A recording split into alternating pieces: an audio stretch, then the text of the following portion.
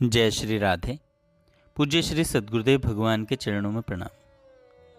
सत्संग की अनमोल बातें पूज्य श्री सेठ जयदयाल गोयनका जी द्वारा। सेठ जी कहते हैं, ईश्वर की निरंतर स्मृति और स्वार्थ का त्याग तथा सब में समभाव रखना चाहिए। हर समय भगवान की स्मृति रखने से स्वार्थ का त्याग और समभाव अपने आप हो जाएगा। यदि कहो कि हर समय भगवान की स्मृति कैसे हो, इसके लिए यह समझना चाहिए कि हर समय भगवान की स्मृति के समान और कोई चीज़ नहीं है, तथा भगवान की स्मृति जिस समय छूट जाए उस समय यदि प्राण चले जाएंगे तो बड़ी भारी दुर्गति होगी। परमात्मा की प्राप्ति के लिए सबसे बढ़िया औषधि है परमात्मा के नाम का जप और स्वरूप का ध्यान। जल्दी से जल्दी कल्याण करना चाहते हो तो एक क्षण भी परमात्मा के नाम का जप और ध्यान नहीं छोड़ना चाहिए। निरंतर जप ध्यान होने के लिए सहायक है विश्वास। विश्वास होने के लिए सुगम उपाय है सत्संग या ईश्वर से रोकर प्रार्थना करना। भगवान सामर्थ्यवान हैं, वे सब कुछ कर सकते हैं। किसी भी प्रकार से हो, चाहे योग से हो, चाहे भक्ति से हो, चाहे ज्ञान के साधन से हो।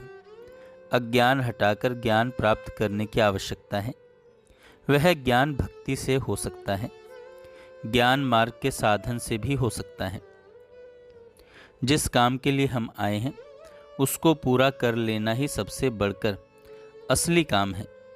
हम आए हैं परमात्मा की प्राप्ति के लिए। पहले परमात्मा की प्राप्ति कर लेनी चाहिए और दूसरी तरफ देखने की भी ज़रूरत नहीं है। एक क्षण भी दूसरे काम में समय नहीं लगाना चाहिए। काल का भरोसा नहीं है, पता नहीं किस क्षण आ जाए। इसलिए जल्दी से जल्दी तेजी के साथ साधन करके काम बना लेना चाहिए।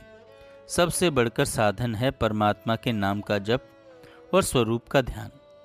जिस नाम स्वरूप में रुचि हो उसी का जप ध्यान करना चाहिए। जप ध्यान की सभी साधनों में ज़रूरत है, चाहे ज्ञान मार्ग हो, चाहे भक्ति मार्ग हो, चाहे योग मार्ग हो। भगवान कहते हैं, तू मेरे में मन लगा दे। मेरे में मन लगाने से भारी संकटों से तर जाएगा।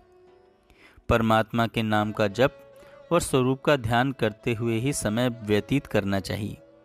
एक क्षण भी इस काम को नहीं छोड़ना चाहिए। विघ्न डालने वाले तो विघ्न डालते ही रहते हैं, किंतु अपने को उन विघ्नों से अटकना नहीं चाहिए। खूब जोर से चलना चाहिए। भगवान की हम लोगों पर बहुत कृपा है। जो मनुष्य जन्म मिला, ऐसी कृपा होकर भी हम भगवान की प्राप्ति से वंचित रह जाएं तो हमारे लिए लज्जा की बात है, दुर्भाग्य की बात है। तुलसीदास जी कहते हैं, ऐसा मौका पाकर भी जो भगवान की प्राप्ति नहीं कर सका वह मूर्ख निंदा का पात्र है। साधु महात्मा के पास उनकी परीक्षा करने के लिए नहीं जाना चाहिए और परीक्षा हो भी नहीं सकती। जिसका संग करने से अच्छे गुण आए, अच्छे आचरण हो, उनका संग करना चाहिए। अपने लिए तो वह महात्मा ही है। मनुष्य को विशेष करके स्वभाव का सुधार करना चाहिए। स्वभाव का सुधार होने से आचरण का सुधार अपने आप हो जाता है। एक तरफ हाथी आता है और एक तरफ कुसंगी आता है तो हाथी के नीचे दबकर मर जाना अच्छा है, किंतु कुसंगी का संग नहीं करना चाहिए। हाथी के नीचे दबकर तो एक बार ही मरेगा, पर कुसंगी का संग करने वालों को बारंबार जन्मना और मरना पड़ेगा। जैसा संग करोगे वैसा रंग चढ़ेगा। इसलिए कुसंग नहीं करना चाहिए। आज से ही साधन भजन तेज करने की आदत डाल लेनी चाहिए। जल्दी से जल्दी लाभ उठाना चाहिए। भगवान को हर समय याद रखने से अंतकाल में भगवान की स्मृति रह सकती है। जो अंतकाल में भगवान का स्मरण करता हुआ जाता है वह परम गति को प्राप्त हो जाता है। इसलिए निरंतर भगवान को याद रखना चाहिए। जय श्री राधे।